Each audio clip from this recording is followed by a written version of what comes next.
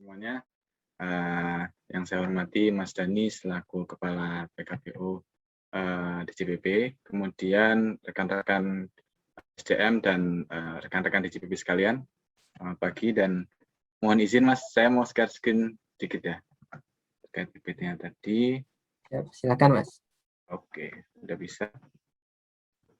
Sudah tampak Mas? Sudah Mas Bima, silakan. Oke.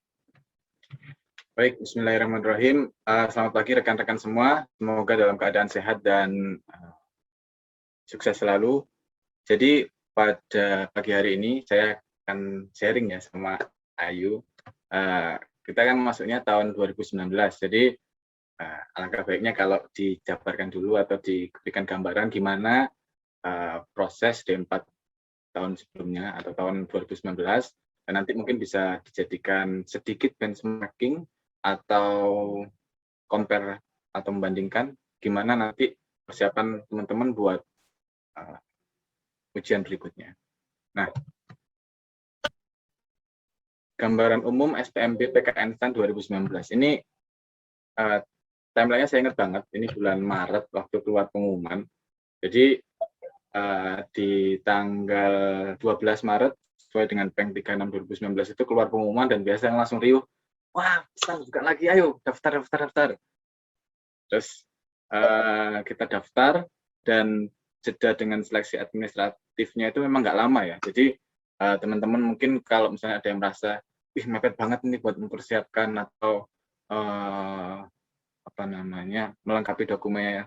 Dan memang dari tahun sebelumnya memang kita rata-rata close hanya atau berdekatan 2 pekan, maksimal 3 pekan. Jadi 28 Maret itu sudah melengkapi dokumennya, disubmit, kemudian kita dapat atau mencetak BPU ya. Nggak tahu sekarang mungkin teman-teman sudah bisa nyetak sebelum ujiannya. Di bulan April atau bulan berikutnya sudah dapat BPU dan seminggu kemudian kita ujian tahap 1. Tahap satunya ini ada 2, yaitu TSA, TPA, dan TPI. Jadi TSA itu tes substansi akademik, TPA tes potensi akademik, dan TPI tes kemampuan bahasa Inggris. Itu dilakukan di Balai Diklat atau Pusdiklat yang ada di daerah ya. Jadi waktu itu saya karena di Palu, opsinya hanya ke Balikpapan atau Makassar. Nah, cerita tahun sebelumnya saya juga nyoba kan, tahun 2018 itu saya nyoba di Makassar dan belum berhasil. Kemudian dipelajari lagi gimana, apa yang menyebabkan kurang berhasil itu nanti juga akan saya share di sini. Kemudian 2019 itu saya coba lagi dan saya pindah tempat nih. Wah, barangkali karena tempatnya ya, nggak tahu juga. Saya pindah ke Balikpapan, ya mungkin secara jarak tempuh lebih singkat ya, dia nggak capek juga. Kemudian alhamdulillah lolos. Tahap keduanya di lokasi yang sama ya. Kalau misalnya di Makassar, di Cimahi, kalau di Balikpapan ya di Balikpapan. Kemudian bedanya kalau tahap 1 waktu itu kita kayak waktu SPMB dulu waktu di PKN STAN ya biasa di meja belajar waktu itu di kayak meja sekolah gitu. Terus di timer yang jaga ya bukan psikolog ya waktu tahap satunya, tapi yang tahap keduanya ini langsung dari psikolog, dia memantau dan bener-bener time strict banget, ketat waktunya. Nah, dan 1 bulan kemudian, lebih deh, 5 pekan kemudian baru pengumuman kelulusan. Nah, ini hal yang paling ditunggu, melegakan sekali. Jadi kalau teman-teman lihat secara overview-nya itu dari Maret sampai Juni itu waktu 3 bulan untuk teman-teman bisa mempersiapkan sebaik mungkin. Bahkan lebih cepat ya kalau hitungnya, kalau ini hanya 1 bulan karena April sudah ujian. Nah, seperti itu. Ini gambaran umumnya waktu itu sekilas bahwa tes substansi akademik ini hanya untuk 3 kelompok ya, terutama yang D4, yaitu yang akuntansi, dulu akuntansi ke akuntansi, terus pajak ke akuntansi, kemudian selain pajak dan akuntansi, misalnya PPB, penilai, itu masuk ke program yang ketiga, itu wajib TSA. Tapi yang lainnya, teman-teman yang dari D1 ke D3, tidak diwajibkan untuk ikut SA. Dan mungkin apa yang kami sampaikan di sini nanti, meskipun kami dari alumni D4, akan relevan juga buat teman-teman yang D1 ke D3, karena saat ini kan yang syarat nomor satunya tes TSA itu nggak ada ya. Jadi apa namanya, insya Allah bakal relevan juga buat teman-teman yang dari D1 ke D3. Dan kalau lihat dari paparannya Mas Diki tadi disampaikan bahwa dari DJPP sekitar 246, 161-nya dari D1, berarti sudah setengahnya sendiri itu dari D1 ya. Apa namanya, insya Allah teman-teman semoga sukses dan berhasil untuk menembus studi ini. Nah, ini basic toolkitnya, ya jangan hanya mengingatkan saja, jangan lupa nanti siapkan ST-nya, BPU-nya, kalau perlu di-scan dulu, karena apa ya, kita kan khawatir kalau pas hujan, pas kita berangkat hujan atau basah, di-scan dulu lebih baik biar bisa dicetak ulang. Kemudian kartu identitas, jangan lupa kalau misalnya ada yang masih ngurus segera diselesaikan. Perlengkapan ujian, pensil UAB, nah ini standar aja. Oke, nah oh iya, ini meskipun surat tugasnya dari minimal eselon 3, tapi karena ujiannya kita lewat atau lintas provinsi ya, jadi pakainya dari Kanwil sih waktu itu, saya dari Kanwil Sultan yang minta ST-nya. Kemudian tahun 2018 itu ada kejadian saya salah NIP ya. Jadi sempat kayak, aduh, salah NIP lagi. Jadi untuk masuk ke webnya yang SPMBTB, PKN STAN itu agak susah. Tapi ya saya menyesuaikan. Cuma agak kena mental juga. Aduh, ini dari awal kok sudah apa NIP-nya keliru, ini sedih juga saya. Tapi ya semoga teman-teman nggak ada yang bermasalah. Nah oke. Tadi sampai 21 Juni keluar, sampai akhir April keluar nama kita lulus ujian tahap 2, dan ini melegakan ya. Karena di tahap pertama dulu waktu 2018 kan nggak lolos tuh, oke, evaluasi, dan tahap 2 ini masuk ke psikotes. Ini ada sedikit info kira-kira berapa ini presentasinya kalau udah masuk psikotes untuk masuk ke apa, final atau kelulusan itu kira-kira berapa persen. Nanti ada gambarannya, saya tunjukkan. Nah, pertama-tama saya mau memberikan ini ya, headline bahwa kadang kita waktu awal dulu, karena sudah, apalagi saya sudah 4 tahun ya di Palu, udah punya bisnis juga, bangun rumah makan, udah ada teman, banyak relasi di sana. Jadi kenapa harus belajar kalau bisa santai kan? Kalau ibaratnya D4 ini kita nanti akan bakal diteror lagi sama DO, diteror lagi sama dosen. Aduh, memang apa namanya, kita sepingin itu kah untuk mendapat mengingat masa-masa itu lagi. Tapi kita bakal remind dan ingat lagi bahwa ada yang lebih besar yang akan kita capai atau kita dapatkan manfaatnya kelak. Jadi saya ucapkan selamat sudah melewati fase untuk melawan diri sendiri dan mendaftarkan ini. Dan semoga teman-teman semua mendapatkan hasil yang positif.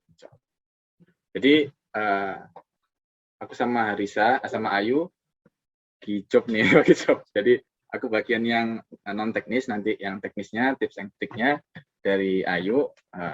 Jadi aku akan lihat dari atau bagi dari sudut pandang sebelum ujian, waktu ujian, sama pasca ujian. Waktu sebelum ujian, ini kira-kira apa aja refleksi atau masalah, tantangan yang mungkin timbul ya. Jadi waktu itu ketika aku tahun 2018 belum berhasil, itu karena pertama mindsetku, oke, buka, coba aja daftar, siapa tahu berhasil. Kemudian ada apa ya, sudah ada pesimisme ketika mendaftar. Aduh, waktu IP D3 dulu terlalu tinggi sih. Kan ada yang daftar tuh pasti yang ranking-ranking atas-atas dulu kan ya. Ini gimana, takut kalah saing. Kemudian di lain sisi juga mungkin ada sebagian yang kita merasa aku pasti bisa nih karena pinter, IPK cum laude. Nah, itu juga perlu kita introspeksi lagi, apalagi ada yang berpikiran kalau aku mau kuliah D4 aja supaya santai. Nah, ini semua tantangan-tantangan yang sebelum ujian kita hadapi, mulai dari mindset fixed mindset itu mindset keadaan sekarang yang kita coba benchmark ke keadaan kita yang kita harapkan di masa depan, sehingga itu sebenarnya nggak relevan gitu. Nah, itu yang harus kita coba evaluasi, termasuk terkait lingkungan sekitar. Kalau ada yang tidak mendukung, misalnya sendirian waktu di penempatan, kemudian nggak ada teman untuk sharing belajar, atau karena sudah menghandle banyak sekali pekerjaan, ya mungkin salah satu tantangan ketika di daerah bagi teman-teman yang muda, termasuk kita semua di JPB ini kan, kadang kita harus memegang lebih dari satu amanah atau tanggung jawab karena memang kebutuhan organisasi. Jadi kita harus bisa komunikasi dan lain sebagainya. Dan hal itu menyebabkan kita nggak punya waktu luang buat belajar. Akhirnya ketika tes ya balik lagi ke yang pertama, ya udahlah bismillah, coba-coba aja, yang penting kalau rezeki ya berhasil, kalau enggak ya sudah. Atau mungkin karena ada trauma, aku pernah gagal tes pertama kemarin. Nah, semua ini harus dihilangkan. Harus kita hapus fixed mindset yang negatif ini terkait dengan langkah yang akan kita ambil. Kita harus rubah. Kita berikan afirmasi positif pada diri kita bahwa aku akan mempersiapkan dengan baik ujian ini. Jadi bukan hanya coba, tapi aku akan persiapkan karena aku melihat hal-hal besar dan baik di kedepannya.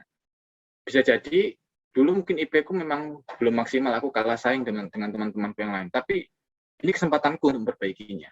Dan ya alhamdulillah ternyata bisa memperbaiki juga IP di D4. Kemudian aku harus sadari bahwa persiapan dan doa adalah kunci keberhasilan, bukan hanya karena modal IP ku dulu tinggi gitu. Jadi fixed mindset atau pengalaman masa lalu itu boleh, tapi kita harus realistis bahwa kita ada di timeline waktu sekarang yang mana ada banyak orang yang sudah berubah, yang sudah improve, dan kita harus lebih mempersiapkan diri. Dan mungkin ada yang berpikir juga kuliah D4 mungkin nggak bakal santai ya, tapi kita bisa lihat bahwa kita bisa memberi manfaat lebih nanti atau kelak di lingkungan kita. Dan kalau memang ada kendala di lingkungan teman-teman, misalnya kurang orang untuk diajak diskusi atau teman di penempatan ya yang seangkatan biasanya, itu bisa kita cari circle yang mampu mendukung, apakah itu teman organ, teman belajar, atau kalau yang mau bimbel monggo. Jadi kita harus punya circle itu. Kemudian ketika kesempatan itu datang, kita nggak boleh mengecewakan begitu aja, karena kesempatan ketika bertemu dengan persiapan, maka itu akan menjadi satu keberhasilan yang membanggakan. Kemudian dibandingkan kita berpersepsi bahwa kita ini sibuk di kantor, kita afirmasi menjadi aku harus meluangkan waktu. Nah, nanti gimana caranya, ada tips sedikit yang bisa saya bagikan. Oke, yang pertama, kita harus kenali kemampuan diri. Nah, beberapa hal yang penting, yang paling dasar itu adalah SWOT ini. Jadi kita harus tahu kekuatan, terutama cara belajar kita. Kalau kita visual orangnya, berarti banyak buat catatan yang warna-warni. Kalau kita audio, kita bisa buat rekaman, atau dengerin dari YouTube, atau dengerin dari rekaman yang kita buat sendiri. Misal buat catatan, kita rekam, kemudian kita rewind atau kita putar ketika kita lagi senggang atau kita lagi kerja, typing, dan lain-lain.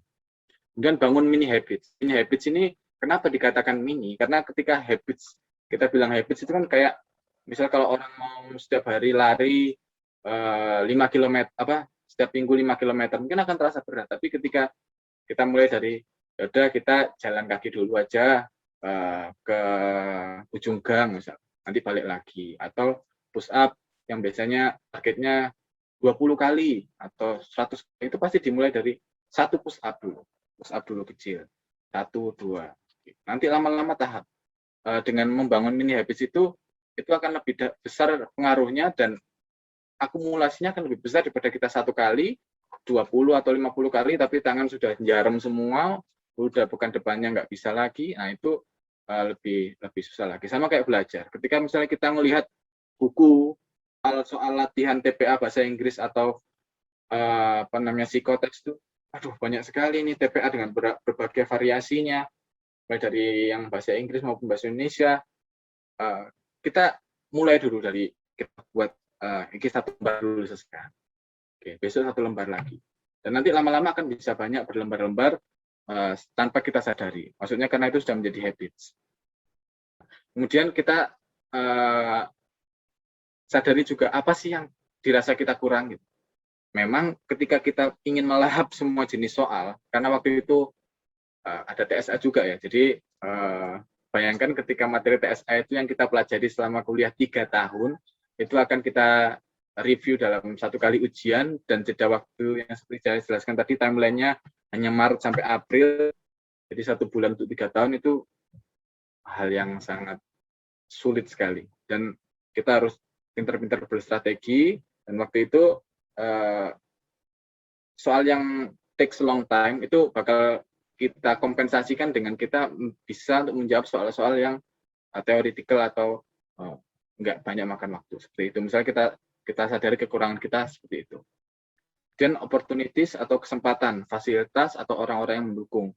Jadi kita sadar bahwa apa nih yang kita punya, oh ternyata kita punya fasilitas yang mendukung, misalnya komputer atau lokasi penempatan di ibu kota provinsi dan lain sebagainya, itu kita lihat, sehingga itu bisa kita gain, kita kumpulkan untuk mendorong semangat kita untuk bisa lolos dalam ujian. Kemudian yang terakhir, threats. Kira-kira apa ini yang paling mendistraksi kita? Dan kalau pengalaman saya sih, yang paling banyak mendistraksi itu adalah handphone. Dan itu benar-benar harus hati-hati ketika kita memang fokus untuk satu hal, kita harus bisa memanage barang satu itu dengan baik.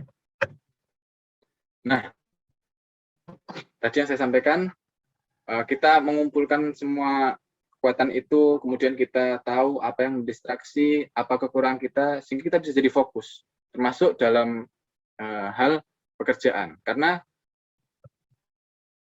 untuk mencapai hasil yang optimal dengan fokus itu bukan dengan kita multitasking banyak ya. Jadi ternyata di salah satu penelitian itu bukan ketika kita mengerjakan banyak hal dalam satu waktu kita disebut produktif, tapi kita bisa menyelesaikan satu hal secara baik dan berurutan, itu yang namanya produktif.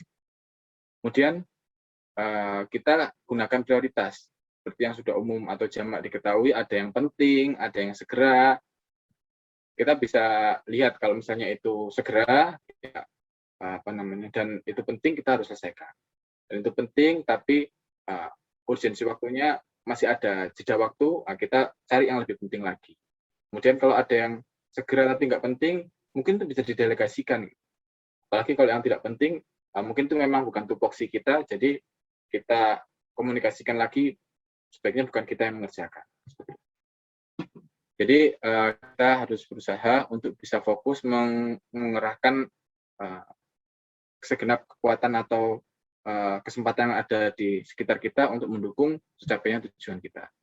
Nah, yang ketiga, ini penting untuk komunikasi dengan pasangan kalau yang sudah berumah tangga, dan orang terdekat, keluarga kalau yang masih belum menikah.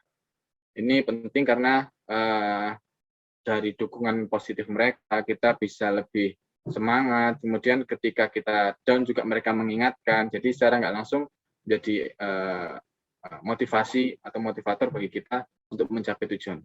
Kemudian yang keempat, untuk materi ini yang biasa saya pakai itu, kalau materinya itu paling 30 menit aja, habis itu nanti jeda baru mulai lagi. Tapi kalau latihan untuk yang TPA, bahasa Inggris, TSA waktu itu saya buat jadwal setiap hari, saya buat, kemudian minimal latihannya itu 2 kali sehari. Biasanya saya pakai itu pagi sama malam. Nah, itu pagi misalnya sebelum berangkat kerja ngerjain, kemudian pas di kantor nanti bisa ngelihat jawaban kita, oke gitu, siap, nanti pulang kantor ngerjain lagi, terus malamnya ngevaluasi jawaban. Jadi kita ngerjain, kita harus juga ngevaluasi. Itu apa namanya, karena waktu saya mepet ya waktu itu ya, karena dilihat Maret kemudian April. Mungkin teman-teman juga sudah ada yang persiapan sebelumnya, jadi lebih baik bisa nggak harus sehari apa namanya 120 menit kali 2 atau 4 jam kan, berarti bisa lebih agak rileks lah. Ya disesuaikan dengan apa namanya gaya belajar masing-masing sih. Tapi kita harus fokus. Kita harus fokus dan menyelesaikan secara berurutan. Dan kalau bisa ditulis, jangan cuma dipikirkan. Nanti kalau dipikirkan, pusing ya jadinya. Tulis, oh ini, ini selesai, ini enggak, ini besok. Seperti itu. Itu memudahkan sekali. Nah, kemudian kenapa pilih PKN STAN lagi? Ini agak flashback terkait secara mental kita, kenapa kita itu pengen, apakah kita mau nyoba-nyoba aja, apakah kita pengen nostalgia lagi dengan kampus, melihat gedung yang baru, atau perubahan apa namanya letak kampus, maksudnya gedung-gedungnya, atau kita mikir karena kenaikan pangkat pilihan ini bisa jadi alternatif untuk apa namanya menopang karir, atau kita karena pilih penempatan supaya nanti bisa dipenempatkan ulang di tempat yang lain, atau bisa juga karena keluarga, karena kita ingin mendekatkan diri ke keluarga atau menjadi figur utama bagi keluarga. Nah, terlepas dari semua keinginan dan hal-hal yang sudah ada di depan mata atau kita bisa bayangkan itu, kesuksesan itu bukan hanya diraih karena kita tahu apa yang kita inginkan, tetapi bagaimana kita dapat mendorong diri kita sendiri untuk meraihnya. Jadi kayak kita tahu itu bagus, kita tahu itu apa namanya memberikan manfaat tapi kalau sebatas pengetahuan dan angan-angan kita itu nggak akan membuat kita menuju ke sana. Kita harus mulai dengan satu langkah. Sebenarnya nggak tahu istilahnya, tapi waktu itu aku menerapkan, aku menjauhkan barang yang kira-kira dapat mendistract aku, maksudnya mendistract belajar, kemudian kira-kira bikin susah lah, misalnya HP taruh di lacinya ada di ujung kamar gitu. Kalau di kasur kan mau bangun kayak malas gitu. Tapi kayak buku latihannya itu taruh di lemari dekat kasur, jadi pas tidur bisa langsung meraihnya, belajar lagi. Kemudian barang-barang yang sekiranya mendukung kita kayak misalnya air minum itu didekatkan supaya kita nggak malas kayak gitu untuk minum. Nah itu ternyata baru tahu namanya kayak ini 5-second rule. Nah implementasi yang tak pakai seperti ini, jadi barang-barang yang nggak enak dilihat. Biasanya kalau misalnya di kosan ya atau kontrakan dulu, kalau apalagi cowok, habis misalnya sepatu taruh di mana, di dalam kamar, atau barang habis apa namanya ya seperti itu lah, ganti baju futsal dan lain, atau laundry lah ya, yang jangan di tempat yang nggak enak, yang langsung lihat mata, jadi nggak enak dipandang, apalagi kalau apa namanya kita mau belajar jadi nggak mood. Kemudian dekatkan buku lab, buku-buku yang yang kita targetkan untuk baca dan latihan soal, atau laptop, alat tulis, supaya lebih dekat dan kita dengan 1 atau 2 langkah aja sudah sampai. Sebaliknya kita jauhkan atau ya exile untuk sementara waktu lah. Kita kan nggak bisa ya untuk misalnya nggak HP seharian, agak susah ya. Tapi ada waktu-waktunya lah kita untuk ngecek itu. Nah, kemudian jadi pertama tadi fokus. Yang kedua kita pakai metode 5-second rule, yaitu mendekatkan barang-barang atau hal-hal yang bisa mensupport kita untuk lebih belajar atau mencapai tujuan kita. Yang ketiga ini kita harus menggunakan the power of now. Jadi jangan meratapi masa lalu, jangan mencela mengkhawatirkan masa depan, karena hidup kita adalah hidup kita yang hari ini dan momen ini. Jadi mungkin kita akan merasa kayak, aduh kemarin kalau aku tahu tahun ini bakal buka, aku bakal belajar dari bulan Desember misal, atau bakal belajar dari tahun lalu. Tapi kenyataannya kita baru tahu ya bulan-bulan ini gitu. Terus kita kayak menyesal, aduh kenapa nggak belajar lagi dari dulu bisa lebih banyak gitu. Oke, itu mungkin adalah satu bentuk penyesalan dan kita acceptance, kita terima, finish, selesai. Kita nggak usah mengkhawatirkan nanti ke depan bakal gagal atau gimana, atau nggak bisa ngerjakan soal, tapi hari ini itu yang harus diselesaikan. Apa yang kita mau lakukan hari ini untuk mencapai harapan kita, ya udah kita lakukan aja. Kita paksa mulai dari mini habits tadi. Yang kecil-kecil dulu, kerjakan satu lembar soal. Nanti lama-lama nambah-nambah sendiri. Dan ketika kita realistis atau kita realize bahwa kita hidup di saat ini, kita bakal lebih optimis untuk menatap masa depan dan enjoy dalam mengerjakan soal-soal itu. Jadi itu di antara 3 tips sebelum ujian. Jadi kita mengetahui kekuatan kita, kemudian kita bisa fokus di situ, bisa mengatasi kelemahan dan ancaman-ancaman atau threat yang ada. Kemudian kita gunakan 5 second rule untuk mendekatkan dan menjauhkan apa yang berkaitan sama tujuan atau apa yang ingin kita capai. Yang ketiga, kita realize bahwa kesempatan yang kita punya ini saat ini. Kalau kita longgar saat ini, misalnya kerjaan lagi nggak banyak saat ini, ya saat ini kita mulai nyicilnya. Kalau misalnya kita mikir, nanti malam lah, mumpung bisa istirahat dulu. Enggak, itu bakal akan menyengsarakan kita lagi nanti. Buat kita tapi terus, kenapa nggak tadi dikerjakan. Jadi, now. Kemudian, itu yang sebelum ujian. Kemudian pada saat atau sewaktu ujian, nah ini simpel sebenarnya dan insya Allah semua juga sudah tahu. Jadi kita harus datang sebelum waktu dan kalau bisa bawa jam tangan ya, karena bisa evaluasi juga. Ini sudah berapa menit kerjakan, harusnya berapa dari target kita latihan, kayak seperti itu. Dan tetap tenang, nggak usah khawatir. Yang penting kita memantau aja waktunya, jangan sampai kehilangan momentum untuk mengerjakan soal yang bisa kita kerjakan. Kemudian persiapkan alat tulis atau keperluan pengerjaan. Kalau dulu kan alat tulis, penghapus semua, dan waktu TSA kan boleh pakai kalkulator, tapi kalau waktu TPA dan bahasa Inggris nggak boleh. Jadi waktu itu seperti itu.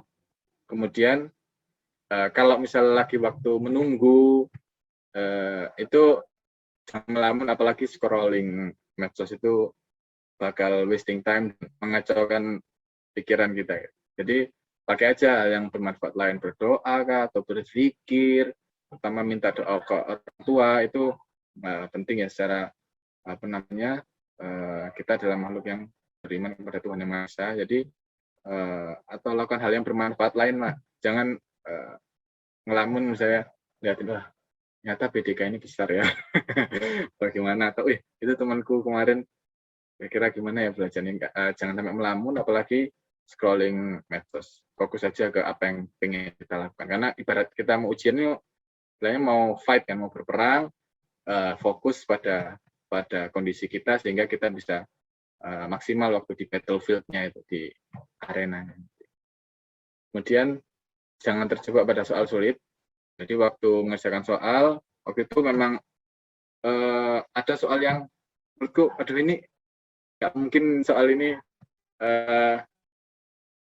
dikerjakan dalam waktu, atau istilahnya TSA waktu itu, masa soal ngitung sampai cost per unit dengan efisi costing, direct, indirect. Jadi itu aku waktu ngerjakan normal aja nggak ujian itu kira-kira butuh waktu 3 menit sampai 5 menit gitu. Ini, waduh kalau aku ngerjakan ini di sini, waktuku untuk 3-4 yang lain bakal hilang. Jadi waktu itu aku skip itu, aku cari soal theoretical lain atau soal hitungan yang cepat, terutama TSA, nah itu bisa. Mungkin yang TPA juga, kan TPA ada soal yang logika panjang banget di belakang, nah itu bisa kalau misalnya teman-teman jadikan itu sebagai ultimate soal yang lain ketika sudah terjawab semua yang mudah, atau memang teman-teman basically di situ, tapi dilihat-lihat ya, karena biasanya kalau cuma 2 atau 3 soal, coba compare sama waktu teman-teman menyelesaikan itu berapa menit dengan soal lain. Jadi sebelumnya kayak waktu-waktu sekarang ini coba compare dan kalau misalnya ada soal seperti ini dan aku bisa teman-teman bisa ngambil flash decision, keputusan yang tepat gitu. Nah, tadi sudah sebelum ujian, kemudian pas ujiannya, kemudian setelah ujian kira-kira wah ya udah pada tahu semua lah ya. Kita harus udah relax saja, tawakal, berdoa, ngobrol boleh, diskusi silahkan, tapi sekedarnya aja, nggak usah sampai yang wah soal ini kemarin tadi ini ya, tadi gimana kamu jawab ini? Jadi malah down nanti kalau kita yang awalnya kita berdoa tawakal ya Allah, insya Allah bisa, Bismillah, malah jadi aduh ya Allah kayaknya nggak lolos sih, aduh dari prasangka kita aja udah kayak gini kan. Jadi nggak ngobrol boleh santai aja, fokus nanti istirahat, karena kalau teman-teman lihat di timeline-nya di waktu ujian pertama TPA bahasa Inggris, kemudian yang kedua psikotes itu nggak sampai sebulan, cuma hampir 3 pekan, 15 harian lah. Nah jadi kalau bisa kita istirahat, kemudian fokus belajar ke tahap selanjutnya, meskipun kita masih dilanda keraguan ya, tapi at least kalau kita sudah punya bantalan ilmu untuk psikotes itu 50%, itu ketika pengumuman itu keluar dan kita dinyatakan lolos, kita nambah ke 100%-nya itu nggak ngoyo gitu. Dibanding kita yang nunggu pengumuman baru, oh ya lolos, baru aku belajar tuh ngangkat ke 100%-nya itu lebih berat lagi. Maksudnya nggak seoptimal ketika kita sudah punya bantalan ilmunya sebelumnya. Nah, seperti yang aku sampaikan tadi, ada info. Jadi waktu tahun 2019 itu total peserta D4 dan D3 alih program yang lolos ke tahap 2 itu 1.258. Jumlah pesertanya dari ribuan lah ya, dari 2 angkatan itu. Nah itu 852 peserta atau 67% itu sudah diterima final atau dinyatakan lulus menjadi mahasiswa. Maksudnya jadi gugurnya itu nggak sedrastis ketika dari tes pertama, tes substansi akademik maupun tes TPA bahasa Inggris. Jadi kalau sudah ke tahap 2 itu secara batiniah kita sudah terangkat ya. Tinggal kita belajar lagi, force, mempersiapkan, dan insya Allah dari yang kita menjadi 60% itu bakal jadi 100% atau final menjadi mahasiswa PKN. Jadi mungkin ya ini saringan terberatnya itu bakal ada di TPA dan TPI. Jadi persiapkan TPA dan TPI terbaik teman-teman semua. Waktu itu saya benchmark minimal 2 buku inilah, 2 buku latihan soal TPA bahasa Inggris itu bisa teman-teman selesaikan. Kalau misalnya nggak bisa ya sebisanya 1 buku, yang penting dapat konsepnya. Karena sebenarnya kita belajar itu kan membangun jalan di saraf kita ya, membangun jalan atau ingatan belajar itu. Jadi ketika kita semakin sering mengulanginya, nanti sarafnya itu akan semakin tebal. Dan ibaratnya kalau yang awalnya itu cuma jalan gang, itu akan jadi jalan tol gitu. Nah, kalau misalnya kita dapat soal yang mirip atau diubah-ubah sedikit tapi secara basicnya sama, itu bakal langsung wush, wush. Jadi lebih cepat ingatnya. Dan apalagi kalau misalnya dalam nggak kepake, di review lagi kan. Saya yakin juga teman-teman semua yang masuk standing kan juga sudah melewati proses yang sama. Insya Allah TPI dan TPI-nya sudah di atas rata-rata. Namun kita sekarang berkompetisi dengan mereka yang di atas rata-rata, sehingga kita juga harus ikhtiarkan maksimal. Insya Allah kita pasti bisa. Teman-teman bisa. Ini di JPB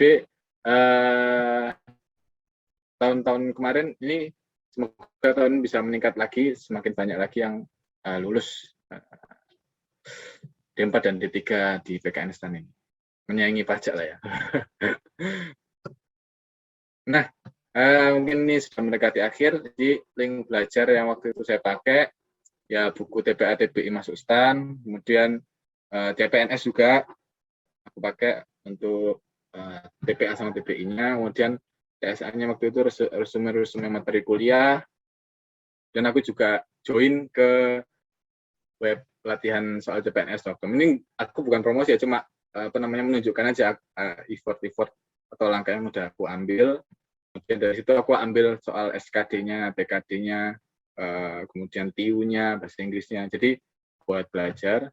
Dan terakhir juga ada bimbel tugas belajar, karena tadi butuh circle ya. Kalau misalnya kita di penempatan kita nggak ada yang, atau sulit untuk membuat teman untuk diskusi bareng, ya kita coba buat komunitas atau kumpulkan teman, atau kalau nggak bisa ya coba ikut bimbel. Jadi circle itu bisa tetap keep motivating gitu, tetap memotivasi kita. Nah, untuk yang psikotes ini namanya sebagai skill saja. Jadi waktu itu ada banyak di YouTube, jadi ketik aja nanti muncul beberapa di antaranya sudah aku cantumkan referensinya di situ. Gambar orang, gambar pohon, gambar atas warteg, dan belajar EPPS, dan ada beberapa model. Dan waktu 2019 itu kita belajar semua ini, ternyata yang keluar model lain, jadi benar-benar unpredictable lah. Tapi at least kita tahu bahwa tes psikologi itu intinya pengen dapat seberapa inginnya kita untuk masuk di situ, dan seberapa siap secara mental kita untuk masuk ke PKN STAN. Jadi seperti itu. Kemudian notes, ini saranku, nah waktunya mepet, nggak usah nunggu pengumuman dulu ya buat mulai belajar psikotes. Nanti kalau sudah ada ujian PPA TPU sudah selesai, nggak usah nunggu pengumuman dulu, cicil aja. Paling 50% materi sudah tercover sampai nanti sambil nunggu pengumuman. Karena dari pengumuman tahun sebelumnya juga, jadi kalau tahun yang 2019 kan sudah aku share tadi 67% ya, tahun sebelumnya juga ternyata sekitar 25%-an yang gugur dari psikotes. Jadi peluang diterimanya itu sudah di atas 50%. Itu teman-teman yang perlu bisa semangat lagi untuk mencapai tahap ini. Dan kalau misal ada kendala itu teman-teman tadi mindsetnya harus dibangun positif, bisa, dan fokus. Kemudian gunakan waktu yang ada sekarang. Insya Allah semua resource itu akan mendukung kita mencapai kesuksesan.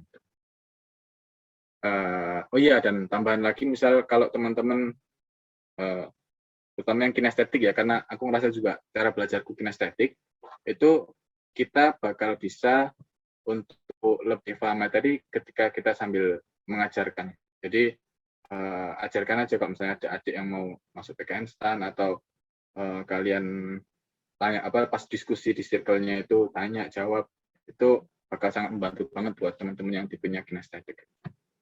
Oke, mungkin itu. Terima kasih. Aku tutup dengan quote terakhir dari Benjamin Barber, salah satu sosiolog di Eropa yang terkenal. I don't divide the world into the weak and the strong, or the successes and the failures.